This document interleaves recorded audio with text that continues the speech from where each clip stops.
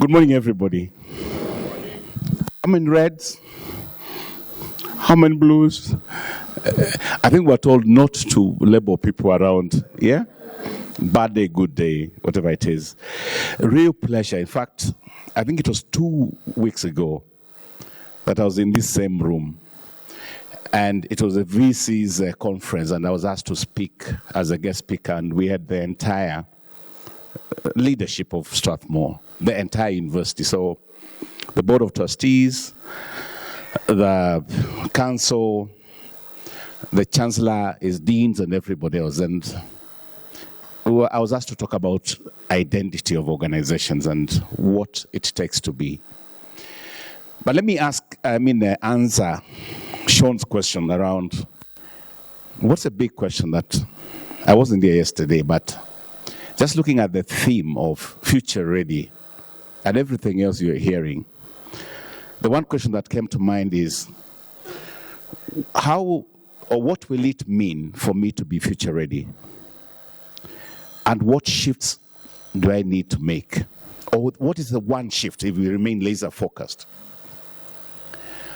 And I would invite you, so at our table we're having that debate. So what does future ready mean for me? And what's that one shift I will need to make to be so? Two things, and then I'll go to my slides. Yesterday I met one person I've worked with for a long time, many years, 20 plus, as a buddy and mentor colleague. And every time I want to make a career move, and I've stayed relevant in organizations, we would always have a conversation. And yesterday we had just lunch, and deep chats around, so Paul, where do you want to be? What do you want to do? And I said to this person, in April last year, I had a chat with Peter, my CEO then, and I said, I want to leave because I've done 7 years at Safaricom. I know we had talked about diversity and inclusion. What happened? How can you all come? This is a Safaricom table.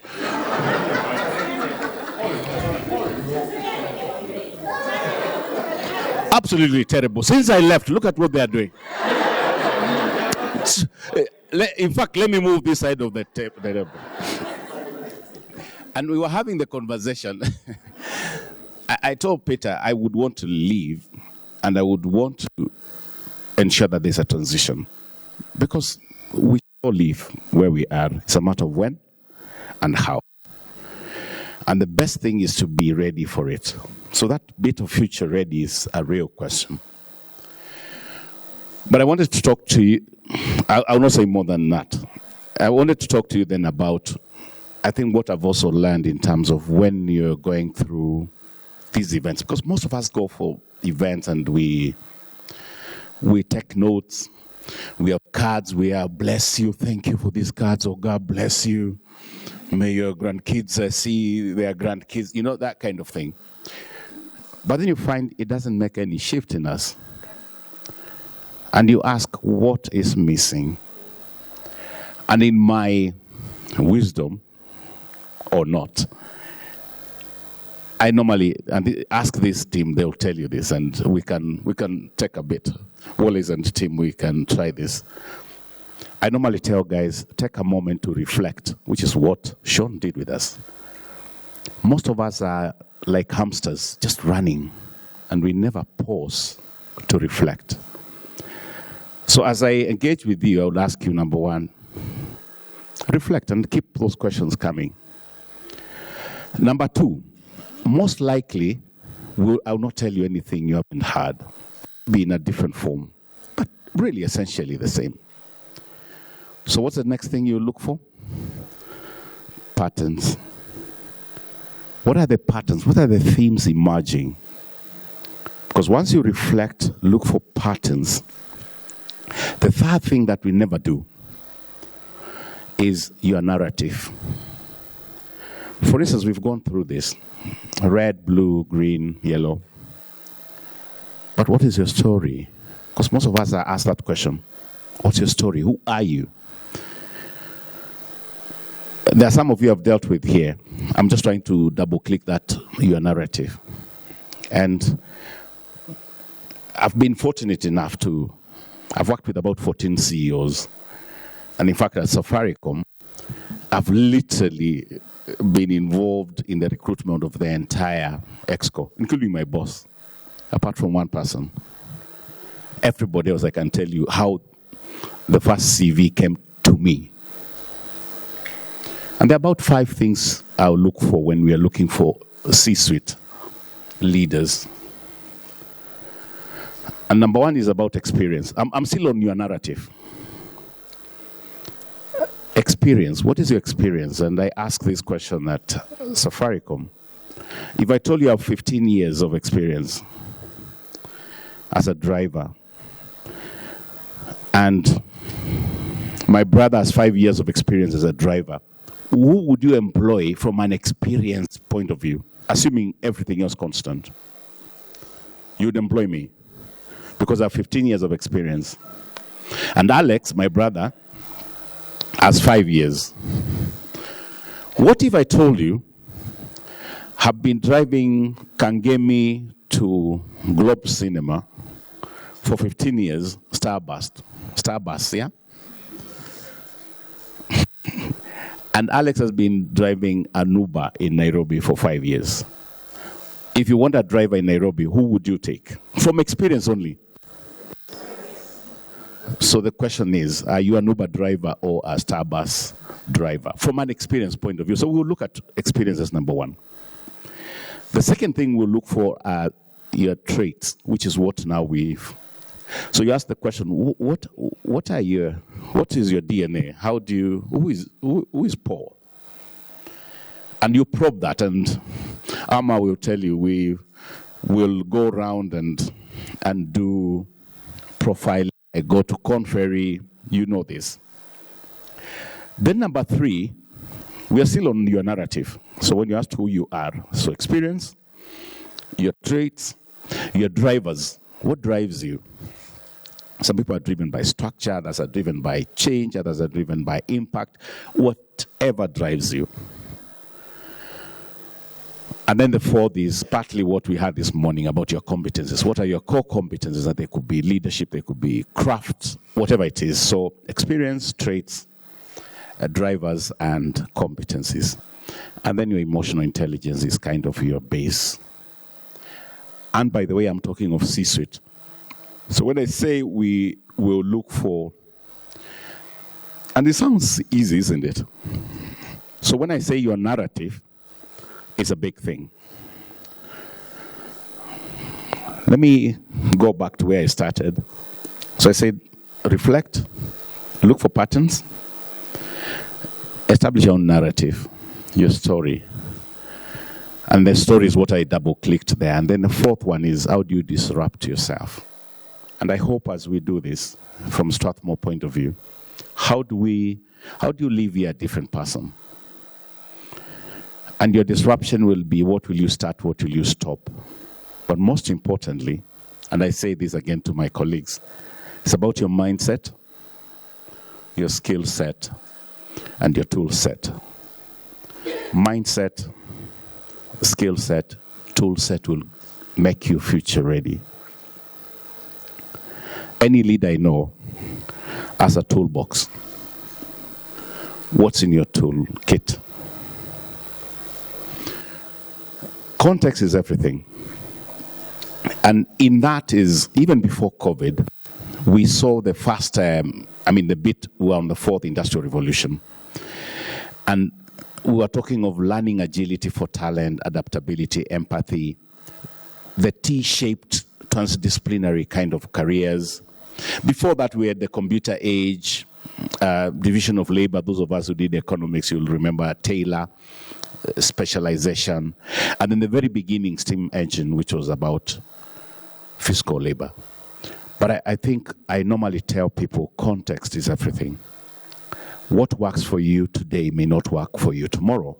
And what works today for one organization may not work for another organization today. So as I speak, please remember the reflect patterns, your narrative, your disruption. I think it's one of the things I would ask you to continue doing it. You've heard this. Remember again the patterns. I warned you. I want us to go on a journey. And this is not about I want to get it. It's more like let's see whether we can remain together here. I call it WWW, workforce, workplace. Work has changed, not in the way we will do. Yes, this week actually, I went to M-Pesa Academy and I met 500 of our kids who have gone through the M-Pesa Academy. These are kids in Ivy schools in the US, in Kenya, anywhere. And I was talking to them about the future work and some of the careers that are disappearing. And it's again saying work as we know it is no longer there. In fact, one of the things I'm asking myself is HR fit for purpose? Why would you be in HR if the organization you are in has shifted and you haven't? Are you the weakest link? Workforce is changing. I remember my last assignment at Safaricom was looking at the strategy for 2030. And it's a skills-based organization, different place. And work is no longer a place, it's a space. We used to say this, but we are seeing more of that. Work is a space. 5 generations before, there's no loyalty. People are leaving. Contingent workers, people come in, the gig workers, and flex working by 2020. Of course, there was a time we hit 100%. We have seen this.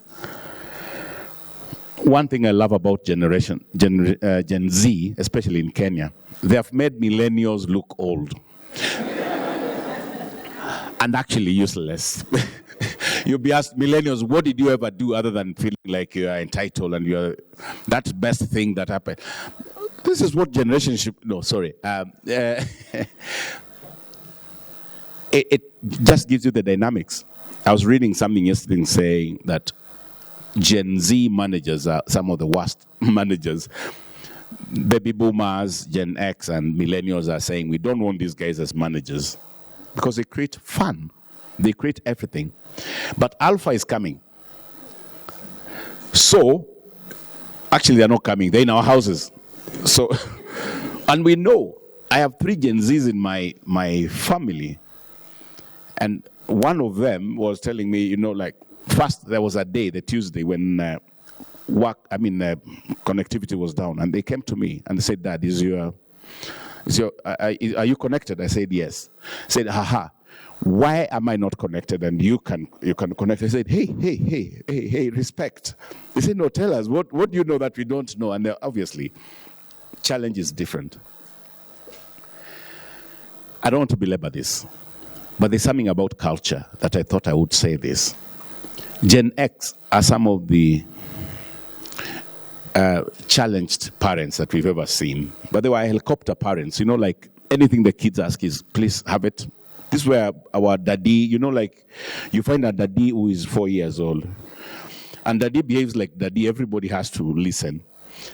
But then look at the digital natives and the screenagers. Guys who just look at the screens and everything else. You have asked the question. Culture cannot fit in one place. You must also know context is everything. Workplace, workforce has changed. I like saying this. And I crafted this because there was a time I was doing the strategy this year actually. In this one I talked about 3 environments. Cultural environment, physical environment, technological environment. Cultural environment is employees as customers. The feeling part. Physical is more of the experience you give our people. And then the technological is where you are a user. The next one says an old adage. Culture is strategy for breakfast, lunch, and dinner. So whether it's growth, whether it's change, performance, execution, innovation, we know this. Again, walk with me and stay with me.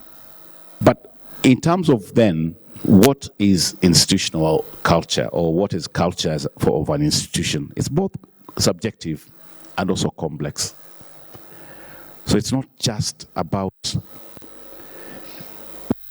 thing we'll hear now we can run with culture. And I was sharing this, and if you notice, I did a quotation there, partly to impress, because it has taken me enough years to finish my dissertation.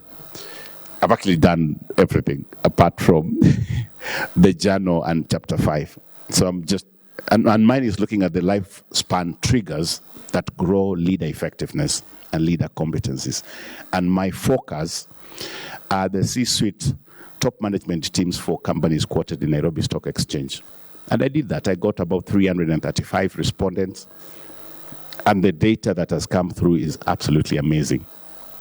I just met one of my classmates. She got her COFIA last month. And I was the president of the class. So what is culture? And they say there are 3 levels of culture. There are the behaviors, what you see. There are the belief systems. And there are the assumptions that are in there. And when I joined, when I actually was interviewed by Bob, he asked me, Paul, can we have a chat? And I told him, Bob, I don't want to come and work for Safaricom.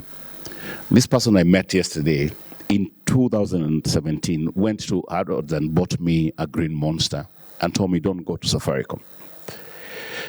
And they said, it's a successful company, but the culture is different. You will not fit. I was the 4th group HR director in 9 months. Yep.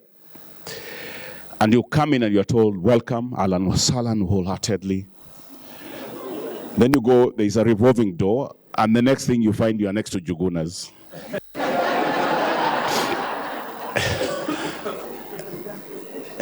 And I was like, do I really want to come here? And I told Bob, you know what?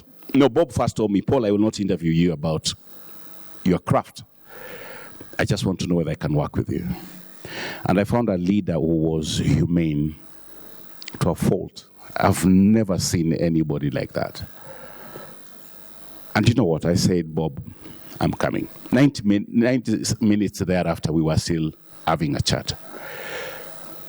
Culture, yes, is it the top? Is it the CEO? Yeah, it has to be the vision carrier. It is what you see at the top. You know, like, in fact, when I went in, I found we had already commissioned one of the big 4 to do a culture bit, and I canceled it. And I said, I am going to do it. Alex, you remember this. You were in my team. And I said, nope, I'll actually lead it. And I became Baba Culture. And I said, there were very nice pillars, you know, honest, transparent, for you. What else was there, Alex, then? There were many. Growth. But when you dig deeper, you hear there are people here who own Safaricom. Safaricom ina wenyewe. Na wenyewe sio shareholders. Sean, what it means is we are all shareholders. But the belief systems were different. Carol, you remember this. And we started probing what it was. The question about what is culture. Yes, you talked about CEO, but it is about the leadership. 70% of culture is leadership. Change capability, commitment, role modeling, consistency. The point about touch your head, touch your cheek, touch your chin. Yeah? Mange see, mange do. The top sets the mood.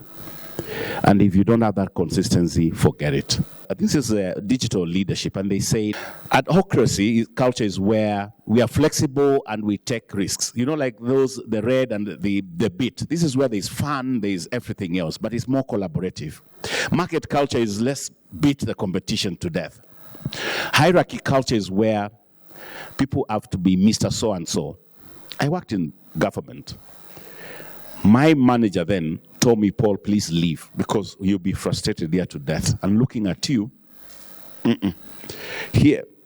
Now, by the way, anybody who wants, I'm available now. I think I've learned. So, and then clan culture is where we are family. We work as a team. Engage me for a moment. And this is actually important. This is one for reflection. Happy to give you this slide. And it says, if you want to be in an adhocracy, like where you are creating innovation is a big thing. If your company is like Safaricom says, we want to be innovative, then the culture you should be looking for has to start playing to the intent of your organization. Look at the hierarchy one, the red. It's almost actually close to what we had. Control, that works in certain organizations. So the question I have for you is, you may be forcing a certain type of leadership when your organization is looking for a different one. This is why when you are recruiting, there's something called fit, organizational fit. Because there are certain leaders for different environments. I think that's the takeout of that piece. If it's a competitive part, the leader type is hard driver, competitor, producer, and the effectiveness for them is we must beat everybody to death. So for me, when you look at that again, it's we are here talking to you, and you're like, but Paul is saying this. How does that even fit within my world? So different strokes for different folks is what I would be saying. You need to spend a moment and ask yourself, what is the organizational DNA? So that when you start working on the culture of your organization, you know exactly what behaviors and values you need to have. Harvard Business Review shared around 8 kind of prototypes of culture. Depending on the 2 bits about, are you static, are you stable, or are you flexible in terms of the way you work? And the people interaction, is it independence or interdependence where people are working together? So you can see, if people are stable and everybody has to work on themselves, it's more of the results and authority. Also, this is an HR community. So I wanted to give you something to go and ponder around. Do your research and ask yourself, what are some of the values that we have, and where do they speak? Because then they start bringing to effect some of the things we are speaking to. So that's something more of, I didn't want to come here and make you feel good. I want to get you to start thinking and ask, my goodness, how do I swim through here? Not confusing you. But my next slide is about what your organization has said they want to have and what people experience. And they say this. You can have a narrative and a framework of saying purpose, vision, values, strategy, market, and brand. This is who we are. But your culture will be from the influences of culture are your leaders, the work environment. You remember that bit of technology, etc. The policies and processes, comms, and the behaviors that you espouse. People don't care what you have written on the walls. They don't even care the press statements that you do. They want to experience. And that's why you find dissonance between what organizations say they stand for and what people are living, and what people are experiencing. As HR leaders, yours is to hold the tension and hold the mirror and say, this is what we say who we are. How are people experiencing us? I asked you to walk with me, to fly with me, not to walk with me. And I don't want you to be lost in the detail. I want you to listen to the story I'm telling you. And the story is the top line there. Narrative and experience. How is that balance in your organization? Have you people speak as CEOs and you see other, like the audience, look for water because they're choking. Oh, here we are family. Oh. Our employees fast. Oh. That time people are going for blood pressure medicine because it's like whatever you say doesn't make sense. Stay with me again at the higher level. So I've given you the context. I've said why we are doing what you're doing. I want to speak to you to how do you get it done. And I've oversimplified this because this is what I did. And I remember going to visit Bob 3 times actually in the UK. And the one I did was Bob. I had committed to work on the culture of this place. So we were like, how do we do it? Get concrete. So look at the shifts that you need to make, the behaviors and beliefs. Then take action. Look at the big and little moves that you have, and then measure. Just as simple as that. Very deliberate bit. The bigger one is I did about 120 workshops. What are the behaviors we like? What are the ones we don't? What are the beliefs? Once you do that, then you prioritize that. Again, oversimplifying.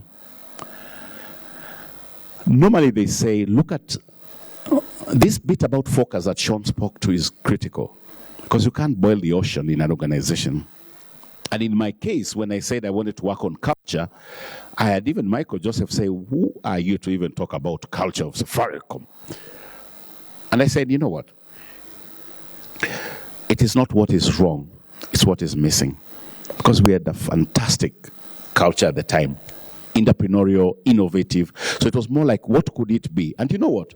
We just said, what are some of the things that have high impact and they're easy to do? Those are quick wins. Low-lying fruit. Pam. What are the ones that have big impact but hard to do? You plan around those. And there are others that we didn't need to do. And we worked around it as a collective. I want to go to the next slide, and it's about the 4 things that consolidate culture. I've spoken to it, but it's about role modeling. Leaders, colleagues behaving differently will never land. The understanding and conviction that goes with it. Then put your systems and procedures together and your skills. Again, stay 30,000 feet. Don't be lost in the detail. I said, get it, the shifts, get it done. And then here is ensure role modeling. People understand it. The systems and procedures are there. And then the skills that need to be there. I want to close with the next slide. And this is what I did. I actually developed that model myself. And I said, make it clear, make it real, make it stick. And it was like, first, create awareness and understanding. Then let people start seeing the future, why this is important. The bit about excitement around where you want to be and acceptance. But then make it stick is through commitment and advocacy. And you know what we said in Safaricom? Language, rituals, symbols, and stories learn to your culture. Look for language that is uniquely yours. So don't borrow anybody's language. In our case, we were saying the language was, I own my inch. I am Safaricom. I own my destiny. What was even important on symbols was we changed our badges. Today, Peter's badge is the same as that of a call center agent. It says, Peter Degwa, I am Safaricom. The call center person says, XYZ, I am Safaricom. And that was one of the biggest shifts we did to remove status and hierarchy. And then stories landed. And when we were speaking around stories, we asked ourselves this question last month as a leadership. The forefathers of Safaricom, what was the intent? Most importantly, 50 years from now, what will people say you caused as a leadership team? Because that becomes your legacy. Thank you for your attention.